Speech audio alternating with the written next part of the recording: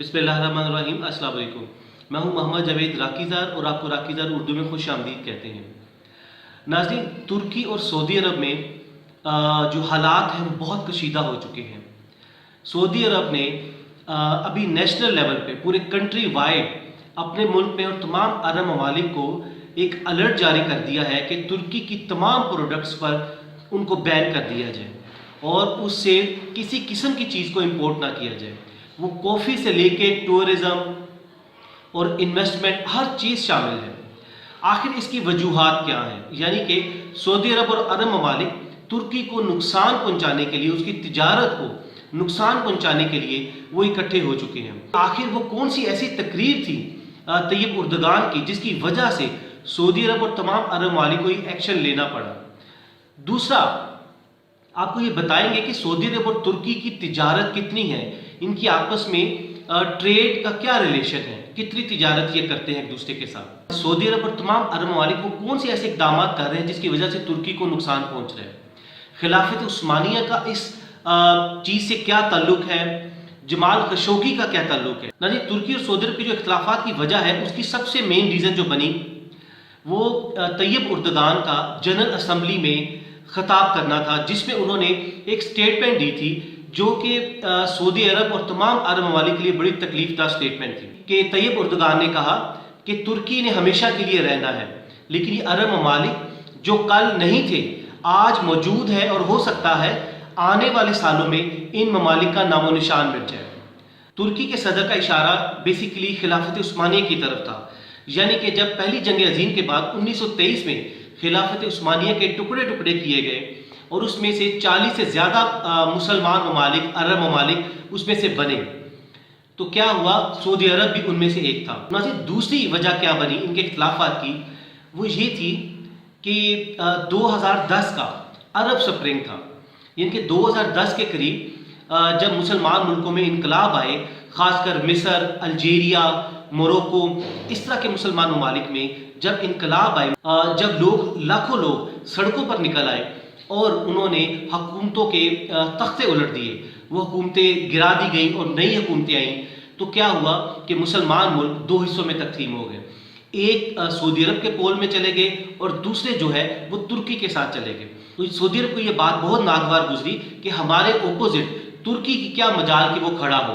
तो ये एक इख्तलाफात की ये रीज़न भी थी कि अरब स्प्रिंग जो 2010 के करीब से शुरू हुए और आगे फिर चलते गए और मुसलमान मुल्कों के तख्ते उलटते गए। तीसरी इसकी एक मेन वजह ये थी, जो एक जर्नलिस्ट थे जमाल खशोगी, ये सऊदी नेशनल थे, अमेरिका में थे, अमेरिका में रहते थे, अखबारों में लिखते थे। और क्या हुआ कि जब ये तुर्की गए, तुर्की के शहर इस्तांबुल में जब इनको अपने वीज़ा के सिलसिले में ये गए, उस कॉन्सुलेट में इनको कत्ल कर दिया गया, क्योंकि ये अमेरिकन नेशनल थे। तो अमेरिका का सऊदी अरब और तुर्की पर बहुत प्रेशर था और इस कत्ल के जो लिंक्स थे वो सलमान शाह की तरफ जाते थे, यानी कि जो सऊदी अरब के हुक्मरान हैं उनकी तरफ जाते थे कि उन्होंने जमाल खशोगी का कत्ल करवाया। ये भी एक मेन रीज़न थी कि तुर्की और सऊदी अरब ये दोनों एक दूसरे के खिलाफ खड़े हो गए, यानी कि तुर्की ने उन कॉन्सुलेट के जो लोग इन्वॉल्व थे उन पर, उनकी एब्सेंट पे उनके खिलाफ मुकदमात चलाए और उनको सजाएं भी दी। चौथी रीज़न ये थी कि जब पाकिस्तान, मलेशिया और तुर्की अपना एक ब्लॉक बना रहे थे और कुआलालंपुर में एक समिट ऑर्गेनाइज हो रही थी, लेकिन क्या हुआ, सऊदी अरब ने पाकिस्तान पर प्रेशर डाला और कहा गया, पाकिस्तान को धमकी दी गई कि अगर आपने ये कुआलालंपुर समिट में आपने शिरकत की तो हम आपके 40 लाख जो वर्कर्स सऊदी अरब में काम कर रहे हैं उनको हम इधर से बेदखल कर देंगे। तो पाकिस्तान ने उसमें शिरकत नहीं की। तो ये तुर्की के सदर ने अपने एक खिताब में ये इसको एक्सपोज किया था, ये इसको बता दिया था कि सऊदी अरब किस तरह पाकिस्तान के साथ बदमाशी कर रहे हैं। नाज़रीन, अब आपको बताते हैं कि सऊदी अरब तुर्की को किस तरह नुकसान पहुंचा रहा है, उसकी तिजारत को किस तरह नुकसान पहुंचा रहा है। तुर्की के सदर बार बार अपने खिताबात में कहते हैं कि हमारे जो सामान सऊदी अरब जाता है या अरब ममालिक की पोर्ट्स पर जाता है, उनको غیر ضروری طور پر ایک ماہ کے لیے اس کو ڈیٹین کیا جاتا ہے، اس کو غیر ضروری طور پر اس کو ڈیلے کیا جاتا ہے اور سامان خراب ہو جاتا ہے اور ترکی کو نقصان پہنچتا ہے. ان کے جو کانٹریکٹس ہوئے ہوتے ہیں، ایگریمنٹس ہوئے ہوتے ہیں کمپنیز کے ساتھ، وہ وقت پر نہیں پہنچا پاتا، اس لیے وہ ترکی کو اس طرح نقصان پہنچا رہے ہیں. سعودی عرب میں ایک ترکی کا ایک ٹاور تھا بڑا مشہور، اجیاد ٹاور اسے کہا جاتا تھا یا اجیاد فورٹریس اس کو وہ کہلاتا تھا.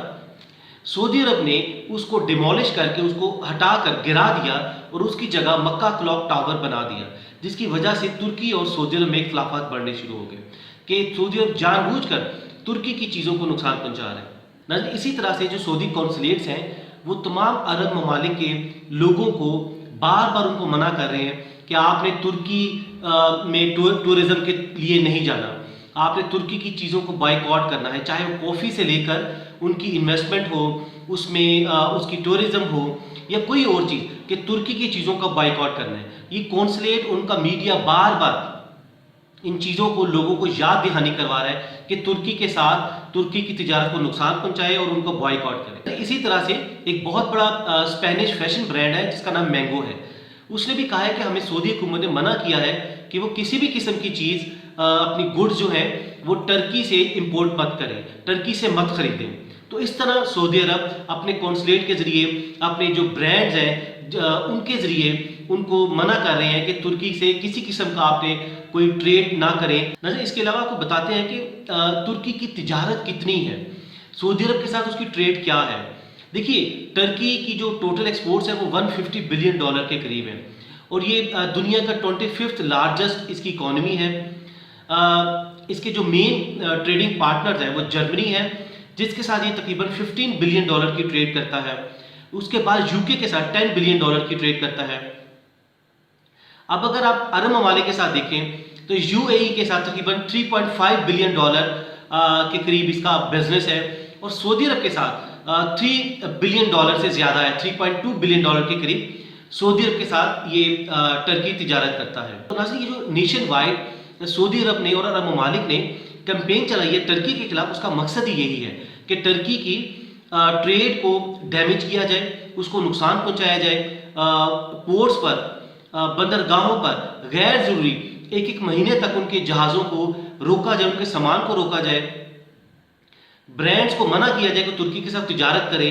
کونسلیٹ کے ذریعے اور میڈیا کے ذریعے لوگوں میں اویئرنیس کریٹ کی جا رہی ہے کہ وہ ٹرکش کی پروڈکٹس کو بین کریں، ان میں نہ ٹرکی میں جا کے آپ لوگوں نے انویسٹمنٹ کرنی ہے، ٹورزم بھی نہیں کرنی، کافی سے لے کر ہر چیز آپ بین کریں اور اپنے ملک سے محبت کا ثبوت دیں کہ ٹرکی کے صدر نے سعودی عرب کے خلاف اور عرب ممالک کے خلاف جو سٹیٹمنٹ دی ہے کہ یہ کل نہیں رہیں گے، تو یہ بہت ان کو ایک تکلیف ہوئی ہے اس سٹیٹمنٹ سے. اور ناظرین، اس کے علاوہ ترکی کے صدر بار بار کہہ رہے ہیں کہ یروشلم ہمارا ہے. اس سے بھی آپ سمجھ جائیے کہ کس ملک کو اور کن ممالک کو تکلیف ہے. یقیناً اسرائیل کو تکلیف ہے اس سے کہ وہ کہہ رہے ہیں کہ یروشلم ہمارا ہے، فلسطین ہمارا ہے. اسی وجہ سے تمام عرب ممالک چونکہ وہ اسرائیل کی گود میں بیٹھے ہوئے ہیں اور بھارت کے ساتھ ان کے تعلقات ہیں، تو اسرائیل، بھارت، امریکہ یہ نہیں چاہیں گے کہ ٹرکی خوشحال ہو، اس کی تجارت کو پروموٹ کیا جائے اور وہ ٹرکی کو نقصان پہنچانے کے لیے وہ ہر ممکن اقدامات اٹھا رہے ہیں.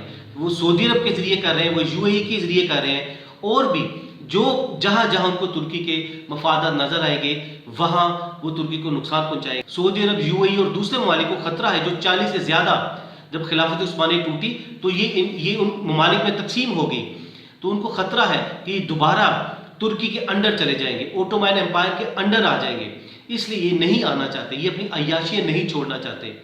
تو اس لیے یہ اپنا ایک بلاک بنا رہے ہیں، امریکہ اسرائیل کی گود میں جا کر بیٹھ گئے ہیں کہ ہمیں آنے والے اس وقت سے ہمیں بچایا جائے، اور وہ ترکی کو ہر ممکن نقصان پہنچانے کی کوئی موقع ہاتھ سے جانے نہیں دے رہے.